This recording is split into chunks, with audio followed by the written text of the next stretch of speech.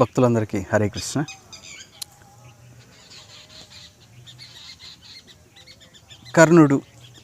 కర్ణుడు మంచివాడా చెడ్డవాడా? సినిమాల్లో కర్ణుడి గురించి రకరకాలుగా చూపిస్తూ ఉంటారు. నిజానికి మహాభారతంలో చెప్పబడిన కర్ణుడు వాస్తవ స్వరూపం ఎవరికి తెలియదు. సినిమాల్లో రకరకాల వ్యక్తుల్ని రకరకాల రూపాల్లో చూపిస్తూ ఉంటారు వారి ఇష్టానుసారంగా. నిజానికి మనము నిజమైన జ్ఞానాన్ని శాస్త్రాల నుండి పొందవచ్చు. కర్ణుడు నిజంగా మంచివాడా చెడ్డవాడా? దాన వీర శూర కర్ణ అని అంటారు సినిమాల్లో చూపించే కర్ణుడు వేరు, శాస్త్రాల్లో చెప్పబడిన కర్ణుడు వేరు. సరే, కర్ణుడు మంచివాడో చెడ్డవాడో మనం ఇప్పుడు చెప్పుకుందాం. కర్ణుడు కర్ణుడి యొక్క పూర్వజన్మ గురించి మొట్టమొదట చెప్పుకుందాం. పూర్వము సహస్ర కవచ అనే ఒక అసురుడు ఉన్నారు, రాక్షసుడు. ఇతను గొప్ప తపస్సు చేశాడు సూర్యభగవంతుడి కొరకై. సూర్యభగవంతుడిని ఆరాధించారు. ఈ సహస్ర కవచ రాక్షసుడు ఘోరమైన తపస్సు చేశాడు. సూర్యుడు ప్రత్యక్షమయ్యాడు. ఏం వరం కావాలో కోరుకో, నువ్వు నా భక్తుడివి, ఘోరమైన తపస్సు చేశావు, సరే ఏం వరం కావాలో కోరుకో అని. ఈ సహస్ర కవచ రాక్షసుడు, స్వామి, నిజానికి నా యొక్క తపస్సుకి సంతృప్తి కలిగినట్లయితే దయచేసి నేను అజరం అంటే ఎటువంటి ముసలితనం నన్ను చేరకూడదు, ఎప్పుడు ఇలాగే ఉండాలి. మృత్యువు అసలు ఉండకూడదు, నాకు వృద్ధాప్యం ఉండకూడదు, మృత్యువు అసలు ఉండకూడదు, మృత్యువే ఉండకూడదు నాకు. ఈ వరం నాకు ఇవ్వండి అంటూ కోరాడు. అప్పుడు నిజానికి సూర్యుడు భగవంతుని యొక్క తేజస్సు, భగవంతుని యొక్క అంశ. సూర్యుడు అంటాడు, నిజానికి ప్రళయ సమయంలో సూర్యుడైన నేను, చంద్రుడు, ఇంద్రాది దేవతలు అందరం కూడా ప్రళయ సమయంలో సమాప్తం అయిపోతాం, భగవంతుని పొట్టలోకి వెళ్ళిపోతాం. మమ్మల్ని మృత్యు వచ్చి ఆక్రమిస్తుంది. కొంత పరిమితమైన సమయం తర్వాత సూర్యుడు, చంద్రులు, ఇంద్రాది దేవతలు అందరూ కూడా అంతర్ధానం అయిపోతారు, భగవంతుని పొట్టలోకి వెళ్ళిపోతారు. సూర్యుడు అంటున్నారు, నిజానికి నాకు లేని వరం నీకెలా ఇవ్వగలను, కనుక ఇంకేమైనా వరం కోరుకో, మృత్యువే ఉండకూడదు అనే వరాన్ని నేను ఇవ్వలేను అని అంటారు సూర్యుడు. నిజానికి ఆయన ఇవ్వగలిగినా కూడా వీడు అసురుడు కదా, రాక్షసుడు కదా. మరి రాక్షసుడికి మృత్యువే లేకుండా ఇటువంటి వరం ఇవ్వడం అంటే పాముకి పాలు పోసినట్లే. పాముకి పాలు పోసారు, ఇక పాము దగ్గర ఏముంటుంది? మీ దగ్గర పాలు ఉన్నాయి, పాలు పోసారు, మరి పాము దగ్గర ఏముంటుంది? విషం ఉంది, విషం ఇచ్చేస్తుంది, అంటే కాటేస్తుంది. కనుక చెడ్డవారికి దూరంగా పెట్టాలి.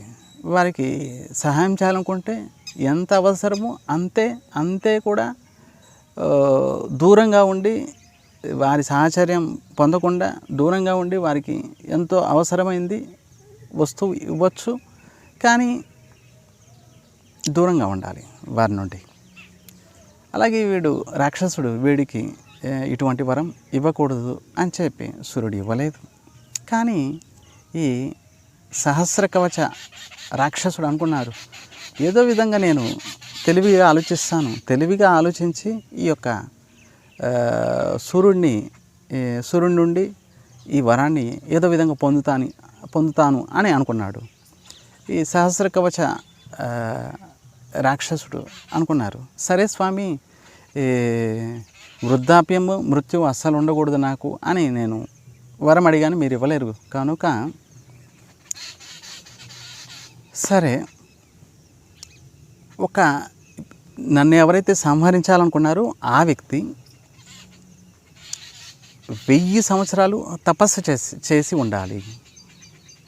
అది కూడా 1000 సంవత్సరాలు నాతోటి యుద్ధం చేయాలి. ఇంకొకటి, నాకు 1000 కవచాలు ఉండాలి. ఈ యొక్క శరీరానికి 1000 కవచాలు ఉండాలి. అలాగే కుండలీలు ఉండాలి.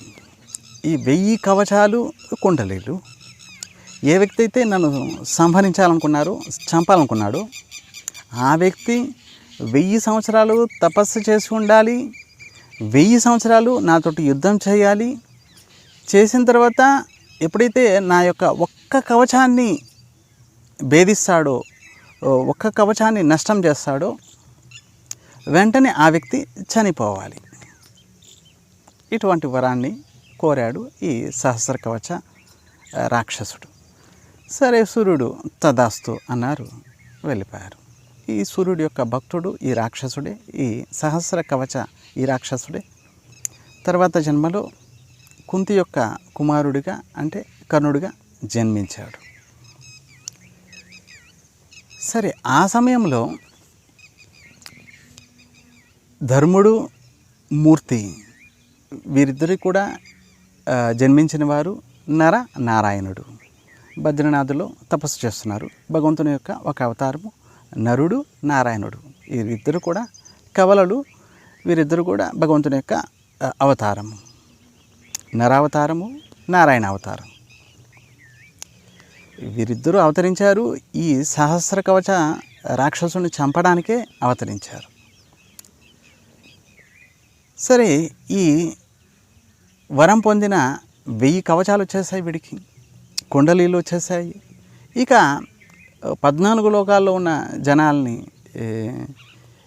బాధించడానికి మొదలుపెట్టాడు. అన్ని లోకాలు తిరుగుతున్నాడు, అందరికీ కష్టాలు ఇస్తున్నాడు. ఇంద్రాది దేవతలు బ్రహ్మని ప్రార్థించారు. బ్రహ్మ, శివుడు అందరూ కలిసి భగవంతుడు ప్రార్థించారు. భగవంతుడు నరనారాయణ అవతారాన్ని తీసుకున్నారు. తీసుకొని మొట్టమొదట నరుడు వెళ్ళాడు ఈ సహస్ర కవచ రాక్షసుడితోటి యుద్ధం చేయడానికి. నరుడు వెళ్ళి యుద్ధం చేశాడు 1000 సంవత్సరాలు. 1000 సంవత్సరాలు యుద్ధం చేసి ఒక్క కవచాన్ని నష్టం చేశాడు.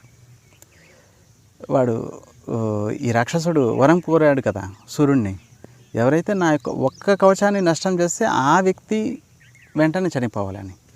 నరుడు నిజానికి భగవంతుడికి మృత్యువే లేదు. నరుడు చనిపోయినట్లుగా నటించాడు. వెంటనే నారాయణుడు తన యొక్క తపస్సు ద్వారా 1000 సంవత్సరాలు తపస్సు చేశారు కదా ఇద్దరు. నారాయణుడు తన యొక్క 1000 సంవత్సరాల తపస్సుని నరుడికి ఇచ్చేసి నరుణ్ణి బతికిచ్చేశాడు. నరుడు వెళ్ళి తపస్సు చేయడానికి వెళ్ళాడు. ఈ నారాయణుడు 1000 సంవత్సరాలు ఈ సహస్ర కవచ రాక్షసుడితోటి యుద్ధం చేశాడు. మళ్ళీ ఇంకో కవచాన్ని నష్టం చేసేసాడు. ఈ నరుడు తపస్సు చేస్తున్నాడు 1000 సంవత్సరాలు. ఆ యొక్క 1000 సంవత్సరాల తపస్సుని నారాయణుడికి ఇచ్చాడు.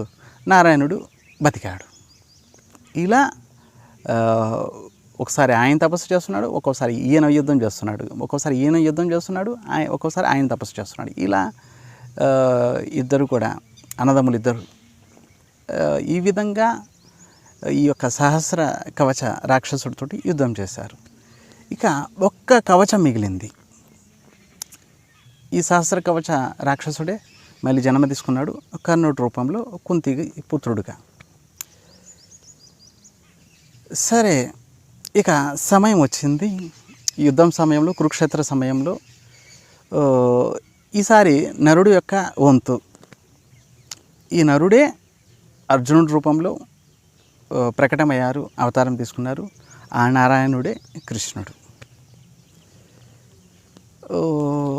సహజంగా సినిమాల్లో భౌతికవాదులు అంటూ ఉంటారు, అబ్బా కర్ణుడు ఎంత మంచివాడు, కర్ణుడుని భగవంతుడు అర్జునుడు మోసం చేసి చంపేశారు అని రకరకాలుగా చెప్తూ ఉంటారు. దాన వీర సూర కర్ణ అని రకరకాలుగా చెప్తూ ఉంటారు సినిమాల్లో.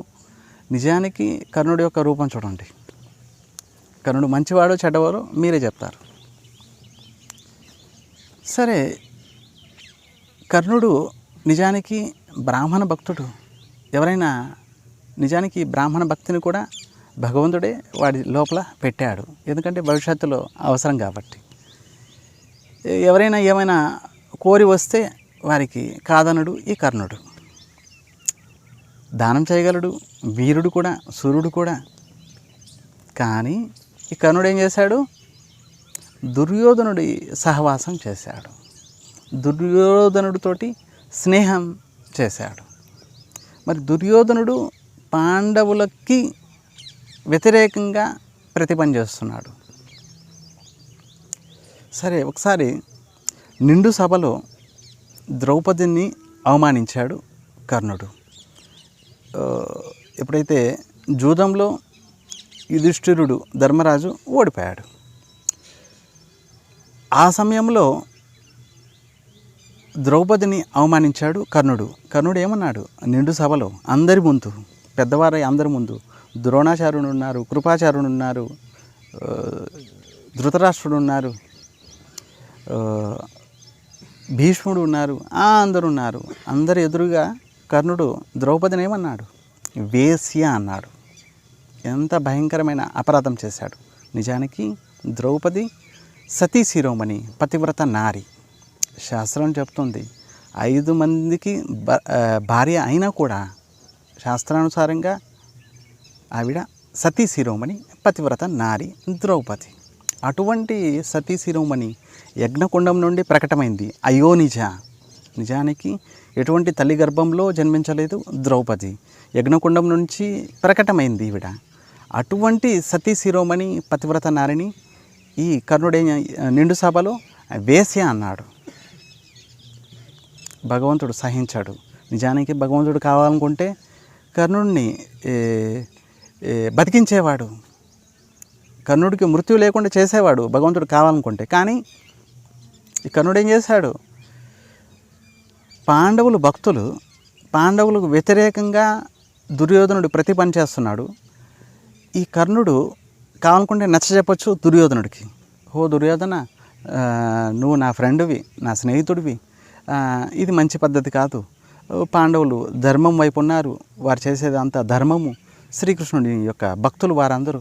కనుక వారికి వ్యతిరేకంగా వారి రాజ్యాన్ని దోచుకోవడము, వారి ధనాన్ని దోచుకోవడం ఇదంతా ఉచితం కాదు, ఇది మంచి పద్ధతి కాదు అని కర్ణుడు చెప్పగలడు. ఎందుకంటే మంచివాడు కదా కర్ణుడు. మరి ఎందుకు చెప్పలేదు దుర్యోధనుడితోటి? ఎప్పుడు చెప్పలేదు. దుర్యోధనుడు ఏ చెడ్డ పని చేస్తే దానికి సహాయం చేశాడు కర్ణుడు. సరే, ఇంకొకటి ఒక్కోసారి అంటూ ఉంటారు, ద్రౌపది కర్ణుడిని అవమానించింది వరంలో అని. స్వయంవరం సమయంలో ద్రౌపది యొక్క స్వయంవరంలో కర్ణుడు, దుర్యోధనుడు అందరూ వచ్చారు. పాండవులు కూడా వెళ్ళారు. పాండవులు అప్పుడు మారువేషంలో ఉన్నారు, పాండవులు వెళ్ళారు, అందరూ వెళ్ళారు. నిజానికి ఆ యొక్క ఆహ్వానం ఎవరికి? క్షత్రియులకి. నిజానికి కర్ణుడు క్షత్రియుడు కాదు, సూతకుమారుడు. సూతకుమారుడు నిజానికి సూతుడు దగ్గర పెరిగాడు కాబట్టి సూతకుమారుడు కర్ణుడు. సరే, కర్ణుడు వచ్చాడు బాణం వేయడానికి. ఆ యొక్క స్వయంవరంలో బాణం వేసి ఆ యొక్క చేపని లక్ష్య పెట్టడానికి, నీళ్ళలో చేపను చూస్తూ పైన ఉన్న చేపని గురిపెట్టాలి. ఇది స్వయంవరం యొక్క లక్ష్యం. ఎవరైతే నీళ్ళలో చేపను చూస్తూ చేపని గురిపెడతారో, చేపని బాణంతో కొడతారో వారి మెడలో వరమాల వేస్తుంది, పూలమాల వేస్తుంది ద్రౌపది. ద్రౌపది భార్య అవుతుంది. నిజానికి కర్ణుడు వచ్చారు బాణం వేయడానికి. ద్రౌపది వెంటనే నిజానికి క్షత్రియుడు కానివాడిని నేను వివాహం చేసుకోను అని అన్నది. నిజానికి కర్ణుడు వచ్చాడు వాడి తరఫున కాదు, దుర్యోధనుడి తరఫున బాణం వేయడానికి. బాణం వేస్తాడు కర్ణుడు, కానీ పెళ్లి చేసుకుంటాడు దుర్యోధనుడు. కనుక ద్రౌపది అన్నది, సూతకుమారుడివి నువ్వు, నిజానికి క్షత్రియులకు మాత్రమే ఆహ్వానము, క్షత్రియులునే వివాహం చేసుకుంటాను, నీలాంటి సూతుడు అంటే ఎవరు? తల్లి బ్రాహ్మణ కులంలో జన్మించి ఉంటుంది, తండ్రి క్షత్రియుడు యొక్క కులంలో జన్మించి ఉంటారు. అంటే వర్ణశంకరం. వర్ణశంకరానికి జన్మించిన వాడే సూతుడు. ఆ సూతుడు దగ్గర పెరిగిన వాడే ఈ సూతకుమారుడు యొక్క కర్ణుడు. సరే, అప్పుడు ద్రౌపది అవమానించింది కర్ణుడిని అని అంటారు. నిజానికి అవమానించలేదు. ద్రౌపది నిజమే చెప్పింది, నేను క్షత్రుడిని మాత్రమే వివాహం చేసుకుంటాను అని చెప్పి. ఇంకోటి, ఆ యొక్క కర్ణుడిలో ఇక నరావతారము అర్జునుడు, నారాయణ అవతారము కృష్ణుడు, ఇంకొక కవచం ఉంది. ఆ యొక్క కవచాన్ని భేదించాలి, అప్పుడే కదా వీడు యొక్క మరణం సంభవిస్తుంది. ఆ సమయంలో నిజానికి కర్ణుడిలో కాస్త బ్రాహ్మణ భక్తిని పెట్టేశారు కృష్ణుడు. ఇంద్రుడు బ్రాహ్మణ వేషంలో వచ్చారు. వచ్చి యాచన దానం అడిగారు, ఏం కావాలి అని. అప్పుడు ఇంద్రుడు అన్నారు, నీ యొక్క కవచం కుండలు నాకు ఇవ్వండి అని. వెంటనే కవచరాలు కుండలాలు ఇచ్చేశారు. అప్పుడు కురుక్షేత్ర యుద్ధంలో ఈసారి నరుడు యొక్క వంతు అంటే అర్జునుడు వెంటనే బాణం వేసేసారు, చనిపోయాడు. చూడండి, ద్రౌపది భగవంతుని యొక్క సఖి అంటే స్నేహితురాలు, ఇంకా భక్తురాలు ద్రౌపది. కుంతి భక్తురాలు, ద్రౌపది భక్తురాలు, ఉత్తర భక్తురాలు, పాండవులందరూ భక్తులు, కృష్ణుడు యొక్క భక్తులు. అటువంటి భక్తులకు వ్యతిరేకంగా దుర్యోధనుడు పనిచేస్తున్నాడు. అటువంటి దుర్యోధనుడికి సహాయం చేస్తున్నాడు కర్ణుడు. నిజానికి భగవంతుడు కావాలనుకుంటే కర్ణుడిని బ్రతికించగలడు. నిజానికి భగవంతుడు సర్వశక్తిమంతుడు. కావాలనుకుంటే కర్ణుడిని కాస్త పాండవుల వైపు, ఎందుకంటే కుంతికి జన్మించిన వాడే కదా, అలాంటప్పుడు వాడికి నచ్చజెప్పి తీసుకురాగలడు. కానీ వాడు దాన వీర సూరకర్ణ అని అంటారు కదా. సరే, ఇన్ని ఉన్నాయి అతనిలో అనుకుందాం, ఇన్ని ఉన్నా కూడా లాభం ఏంటి? దుష్టుల యొక్క సాంగత్యంలో ఉన్నాడు కనుక దుష్టుల సాంగత్యంలో ఉండి పాండవులకు వ్యతిరేకంగా, పాండవులు ఎప్పుడు ధర్మాన్ని అనుసరిస్తున్నారు, ధర్మం వైపు ఉన్నారు. దుర్యోధనుడు ఎప్పుడు అధర్మాన్ని చేస్తున్నాడు. అటువంటి అధర్మపరుడైన దుర్యోధనుడు దుశ్శాసనులకి సహాయం చేశాడు కర్ణుడు. కనుక అందుకే భగవంతుడు అర్జునుడి చేత సంహరింపజేశాడు. ద్రౌపది ఎంత పెద్ద భక్తురాలు. అటువంటి ద్రౌపదిని వేశ్య అన్నాడు ఈ కర్ణుడు. నిజానికి 5 మంది సతీ శిరోమణులు స్త్రీలు, వారిని స్మరిస్తేనే పాప నష్టమైపోతుంది.